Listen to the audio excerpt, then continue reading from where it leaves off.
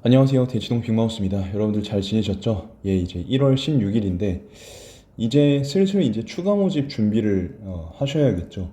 근데 이제 추가 모집도 제가 영상을 올려드리겠지만 우선은 먼저 시작한 친구들 있죠. 예, 이 먼저 시작한 친구들 그리고 우리 수강생들을 위해서 네, 제가 영상을 준비를 했는데요. 우리 수강생들 집중해서 잘 들어주시고 또 이제 유튜브 구독자분들 같은 경우도 네, 적용을 해주시면 되겠습니다. 우리 수강생분들은 댓글로 이제 질문을 남겨주시면 혹은 개인톡으로 저에게 연락을 주시면 궁금한 점들 다 제가 답변을 드리도록 하겠습니다. 자, 먼저 계획 세우기, 플래닝 전략을 진행을 할 텐데 1월 달 같은 경우는요, 뭐 많은 걸 하기보다는 좀 이제 익숙해져야 돼요. 여태까지는 여러분들이 양적인 계획을 세우고 뭔가 기계적으로 학습하는 뭐 몇 쪽부터 몇 쪽까지 뭐 몇 강부터 몇 강까지 뭘 듣는다 뭐 언제까지 듣는다 뭐 이런 식으로만 계획을 세웠겠지만 이제부터는 여러분들이 특히 N수생들의 경우에는 시간 투입을 했으면 반드시 이제 아웃풋이 어떤지를 점검을 해야 돼요. 그 점검을 하는 과정은 괴롭지만 효과만큼 만점이다. 그래서 회사를 좀 일찍 들어간다 생각해. 여러분들이 회사를 하나 운영한다고 생각해. 그러면은 뭐 자본을 투입했으면 결과가 어떤지를 체크를 하게 될 거 아니에요. 그걸 미리 한다고 생각하시면 돼요. 그래서 저는 이따가도 말씀드리겠지만 오전에 한 번, 오후에 한 번, 저녁에 한 번 자기 평가를 해야 된다고 봅니다. 스스로 셀프 평가를 많이 하고 성찰을 하고 연구를 할수록 여러분들은 더 깊이 있는 공부를 하게 될 거라고 확신을 합니다. 제가 수능국어 수업도 모집 중에 있습니다. 네, 1월 반은 거의 이제 마감이 됐고 2월 반을 모집하고 있어요. 2월 반. 네, 고3들은 아쉽지만 마감이 됐습니다. 네, 고3은 이제 마감이 됐고 이제 N수생들 기다리고 있습니다. 그래서 올해도 N수생들 좋은 친구들 많이 모였는데 우리 학부모님들 네, 국어 때문에 고민하는 친구들 자녀분이 있다면 네, 대치동 빅마우스의 수업을 선택해 주시면 좋겠고요. 예, 올해로 대치동에서 4년차 변수를 최소화하는 소수정의 수업 진행하고 있습니다. 제 이름 걸고 하고 있고 거의 이제 대부분의 거의 모든 변수를 저는 알고 있는 것 같아요. 그래서 좀 여러분들이 변수에 좀 당하지 않도록 제가 전력을 다할 테니까 믿고 보내주시면 되겠습니다. 자, 계획 세우기 진행해 보도록 하겠습니다. 첫 번째는 계획을 수립할 때는 70% 정도를 세우고 나머지 30%는 플러스 알파로 진행하자는 다소 뻔한 얘기로 시작을 해볼 텐데요. 너무 과도한 계획을 세우지 마세요. 특히 N수생이나 고3이나 1월 달에는 계획을 좀 되게 빡빡하게 세우는 경향이 있는데 그러면 이제 실현 가능성이 많이 낮아지기 때문에 여러분들이 좀 70%딱 봤을 때 이 정도는 할 수 있겠다. 좀 널널해 보인다. 약간 이런 느낌으로 일단 헐겁게 계획을 세우시고 빡 집중을 하면서 내가 좀 더 해봐야지 해서 초과 달성하는 식으로 아시겠죠? 자, 핵심은 뭐다? 초과 달성이에요. 초과 달성. 그러니까 보통 우리가 계획을 세울 때뭐 100%에서 120%를 세우고 한 7, 80% 하는 식으로 진행을 하잖아요. 보통 우리는 100에서 120%를 세워야 7, 80% 정도를 할 수 있다. 뭐 이렇게 생각을 하는데 그거는 좀 잘못된 거예요. 오히려 70% 정도를 세우고 100%에서 120% 초과 달성을 하는 식으로 하는 게 여러분 자존감에도 훨씬 도움이 되고 장기적으로 플랜을 이끌어가는 데 있어서 훨씬 도움이 많이 됩니다. 제일 중요한 얘기예요. 자, 두 번째, 그리고 하루에 몇 과목을 할 건지 미리 정해놔야 돼요. 예를 들면 하루에 국수형 탐을 다 하는 친구들이 있고 아니면 하루에 두 과목만 한다. 그러면 월요일 날은 뭐 국어랑 탐구 1, 그다음 다음 날은 뭐 영어와 탐구 2, 다음 날은 수학과 탐구 1, 다시 뭐 이렇게 쭉 할 수 있는데 몇 과목을 할 건지 계획을 세워야 또 구체적인 세부 시간이 나오고 또 세부적인 계획이 나오기 때문에 하루에 몇 과목을 할 건지 먼저 정해주시면 되는데 N수생들 같은 경우는 시간이 좀 많기 때문에 학원이 많이 없는 경우, 수업이 많이 없는 경우에는 하루에 한 3과목 정도, N수 같은 경우는 하루에 한 3과목 정도, 뭐 4과목을 해도 돼요. 독재 같은 데 다니는 친구들이라면 하루에 4과목을 돌리셔도 되는데 문제는 그렇게 됐을 때 12시간 있는다고 했을 때 영어 공부할 시간이 잘 안 나오더라고요. 그래서 제 생각에는 그런 것들을 좀 고려해서 계획을 세우셔야 될 것 같고, 고3들 같은 경우는 학교 이제 개학을 하면 하루에 공부할 수 있는 시간이 4시간에서 4시간 반 정도밖에 안 돼요. 그러면은 하루에 이제 뭐두 과목 정도 공부하면 딱 적당할 것 같거든요. 예, 두 과목 정도 공부를 하게 되면 하루에 2시간 정도 할 수 있는 거고, 세 과목 정도를 하면 1시간 반으로 이제 나눠서 하시면 되겠죠. 한 과목만 공부한다 그럼 4시간 반을 할 수 있을 거예요. 그래서 먼저 몇 과목을 할 건지 정하시고, 일주일에 그 해당 과목의 공부 시간이 해당 과목 공부 시간이 몇 시간인지 몇 시간 나오는지 카운팅을 해보세요. 예를 들면 하루에 두 과목을 한다. N수생들 같은 경우 하루에 두 과목을 한다. 그러면 한 과목을 6시간씩 할 수 있겠죠. 6시간, 6시간. 국어를 이제 월수금을 한다. 그럼 일주일에 18시간이 나오겠죠. 그럼 이 18시간 안에서 계획을 세우시면 돼요. 무슨 말인지 아시겠죠? 근데 만약에 이렇게 국어를 하루에 매일매일 2시간씩 한다. 6일 동안 한다. 그럼 12시간이 나오겠죠. 그럼 12시간에 맞는 계획을 세우시면 돼요. 이때에도 70% 정도의 계획을 세우시면 되는 거예요. 그리고 하루 정도는 반드시 수업에 대한 복습의 날로, 그 주의 공부에 대한 복습의 날로 삼으시고, 그래서 진도를 나가는 날은 5일, 복습을 하는 날을 하루 해서 시간 배분을 해서 정하셔라. 근데 이때 약점 중심으로 정하시는 게 좋아요. 여러분들이 만약에 문학이 약하다 그러면은 12시간이나 이렇게 시간을 정한 게 있을 거 아니에요. 이 중에 제일 많이 비중을 넣어야 되는 게 뭐죠? 네, 바로 문학이죠. 만약에 독서가 어렵다, 독서를 더 많이 넣고, 네, 밸런스를 맞춰야 돼요. 그래서 만약에 우리 수강생들 같은 경우 판단이 잘 안 선다면 이 부분을 저랑 같이 세부 조율을 하면 되겠고요. 아닌 친구들은 다른 선생님이나 아니면 댓글을 달아주시면 제가 힘 닿는 데까지는 말씀을 드릴 수가 있습니다. 이렇게 진행하시면 되고, 그리고 수업뿐만 아니라 인강 같은 걸 들을 수 있는데 우리 수강생들 같은 경우는 그 부분을 저랑 상의해 주시면 되고요. 현강도 마찬가지. 또 다른 친구들은 댓글로 달아주시면 되겠죠. 네. 그래서 어쨌든 우리 수강생들은 그 국어에서는 뭘 하는지 저한테 다 말씀을 해주셔야 되고, 다른 과목도 플래닝이 필요하다 이런 경우에는 저한테 말씀을 해주시면 되겠습니다. 탐구 과목 같은 경우는 되도록이면 하루에 한 과목씩만 하는 걸 추천드려요. 하루에 한 과목씩. 그래서 하루에 한 2시간 정도? 이걸 이제 3일씩 끊어서 하게 되겠죠. 월수금이든 화목토든. 그러면 3일 하면 이제 한 과목당 일주일에 6시간 나오는 거고, 한 달에 24시간 나오는 거고, 여기서 여러분들이 구체적으로 계획을 짜서 진행을 하시면 되겠습니다. 탐구 과목을 하루에 두 과목을 돌리게 되면 좋은 점도 있는데, 사실은 이제 시간이 부족해요. 네, 시간이 부족해서 되도록이면 1일 1과목 하시고, 한 1회독, 2회독 돌아서 시간이 좀 많이 줄어든다.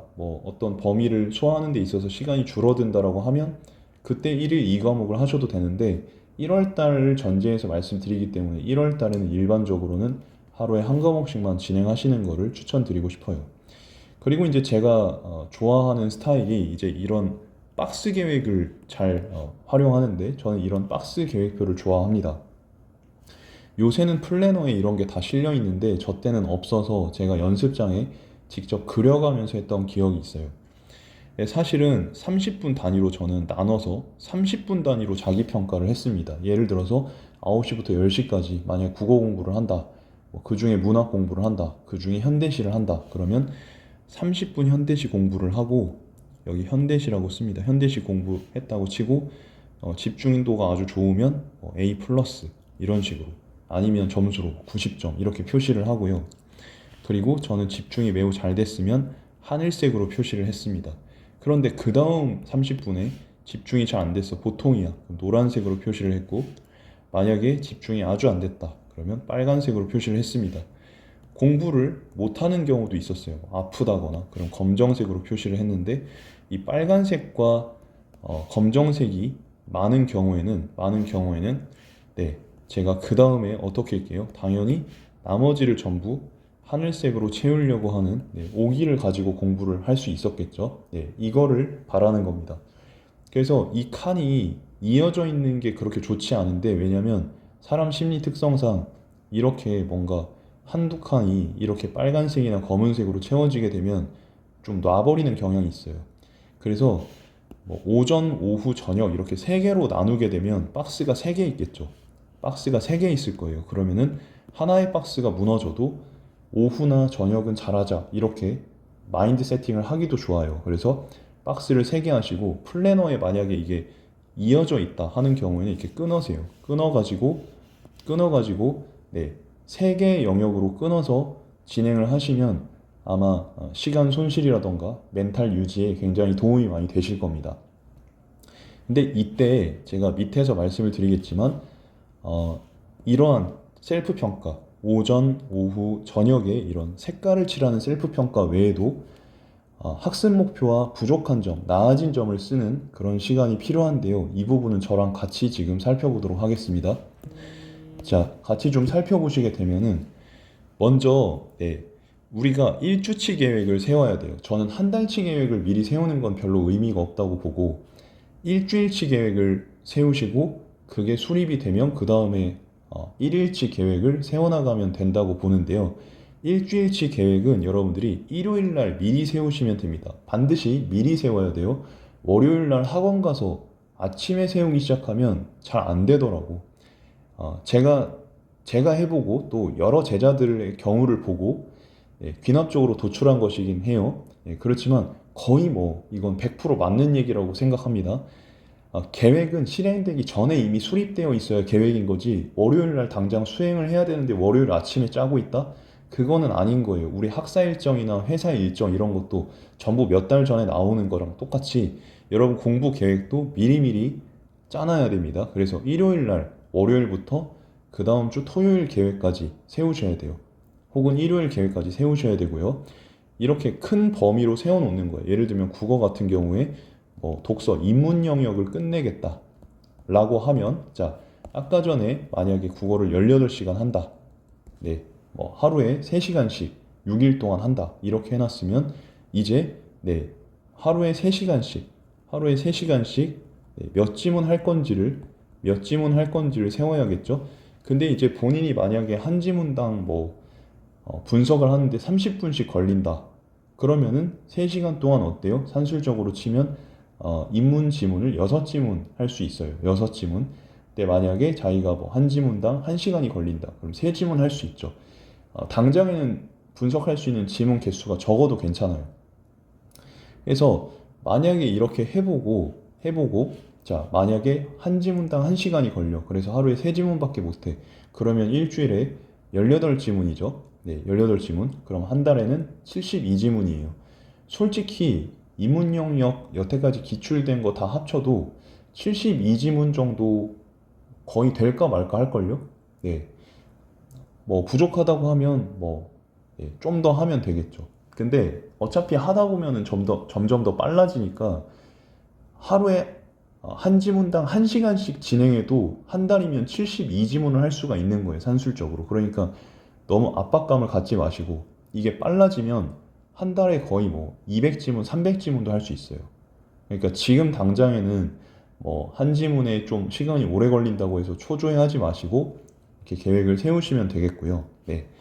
그 다음에 이런 식으로 매일 일별 계획을 학원 갔다 와서 전날 밤에 세워놓는 거예요. 역시 계획은 실행되기 전에 세워놓는 거예요. 그래서 전날 밤에 세워놓으시고 아침에 일어나면 계획을 딱 보면서 내가 오늘 이러이러한 걸 할 거야.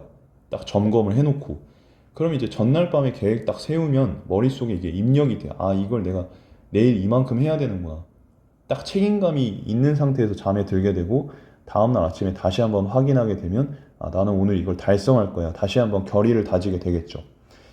자, 그런 다음 시작하는 사람은 당일날 계획을 세우거나 무계획으로 시작하는 사람이랑은 좀 다를 수밖에 없겠죠. 자, 해봅시다. 오전, 오후, 저녁에 제가 박스 3개를 그려놨습니다.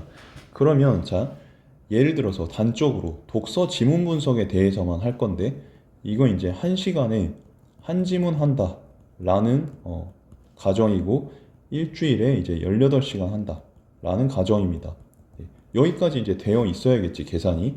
자, 그러면 이제 어떻게 하느냐? 계획 하나하나마다 이 세 가지를 써야 돼요. 이 세 가지 항목을 여러분이 쓰셔야 돼요. 이거 이제 일일이 쓰기가 좀 귀찮을 테니까 제가 양식을 만들어서 네, 카페에다 올려놓을 테니까 다운받으시면 되겠습니다. 그래서 매일매일 학습 목표, 학습 목표를 쓰셔야겠죠. 자, 이거는 이제 전날 밤에 쓰시는 거예요. 전날 밤. 일주일치 계획을 쓸 때는 이런 거는 뭐 안 하셔도 되는데, 아니면 거시적으로 세우셔도 되는데, 매일매일 세우실 때는 반드시 이걸 써놓으세요. 그래야지 공부를 하는 당위성을 내가 다시 한번 되새기게 되고, 뭐 공부하기 싫을 때라도 아, 이걸 보완해야 되는데 라는 책임감이 생기게 됩니다. 자, 그래서 전날 밤에 이거 세워놓고 공부 후 보완점이랑 여전히 부족한 점은 공란으로 남겨놨다가 이 10시까지 저녁 계획이 끝나고 저녁 때 자기평가 시간에 하는 거예요. 다시 정리를 하면, 자, 오전 공부하고 이 박스를 통해서 자기평가 하는 거는 색칠만 하는 거예요. 색칠만 하는 거예요. 색칠만. 이거 색깔은 그냥 제가 예시로 하는 겁니다. 자, 여기 이제 점심 때까지도 네, 색칠로만 자기평가를 하는 거예요. 색칠로만. 만약에 뭐 저는 좀 더 구체적인 자기평가를 하고 싶어요 라고 하면 끝나고 나서 뭐가 부족했는지, 내 집중력이 흔들리는 원인이 무엇인지를 생각해 보면 되겠고요. 멘탈이 너무 털린다면 뭐 책을 좀 읽던지 산책을 한다든지 할 수가 있을 거예요. 그게 자기평가의 목적이고요. 페이스를 유지하고 끌어올리라는 거예요. 저녁 때는 일단 색깔로 표시를 하고요. 색깔로 셀프 평가하는 거예요. 30분마다, 혹은 이 4시간이 끝나고 난 다음에 셀프 평가를 하는 거예요. 이 예정된 분량을 제대로 소화했는지도 보고. 그리고 자, 학원에선 여기까지만 해요. 그리고 집에 와서 딴짓하기 쉽잖아요, 여러분들. 그때 뭐예요?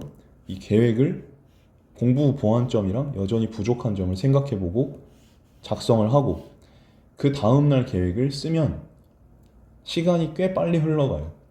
그리고 계획을 짜고 나면 다른 걸 할 생각이 없어집니다. 제가 해보니까 그래요. 또 제자들을 통해서 보니까 그래요. 근데 이런 과정이 없으면 하루가 끝날 때쯤 핸드폰을 붙잡고 있는 여러분을 보게 될 겁니다. 이 차이는 1년 동안 누적이 되면 굉장히 커져요. 그래서 우리 수강생들, 제자들에게 제가 이 비법을 말씀을 드린 거고, 우리 수강생들은 이 방법을 적용을 시킬 겁니다. 1년 동안. 네. 싫어도 시킬 거예요. 왜냐면 이게 싫다고 안 하니까 변수가 너무 많이 커지더라고요. 그래서 시킬 거니까 이렇게 진행하시면 되고, 구독자분들 중에서 열정이 있는 친구들은 하시면 돼요. 아시겠죠? 대치동 빅마우스가 오늘 진짜 중요한 말씀 드렸는데 잘 활용해서 진행하시기를 바라겠습니다. 다음 영상에서 또 좋은 모습으로 찾아뵙겠습니다. 감사합니다.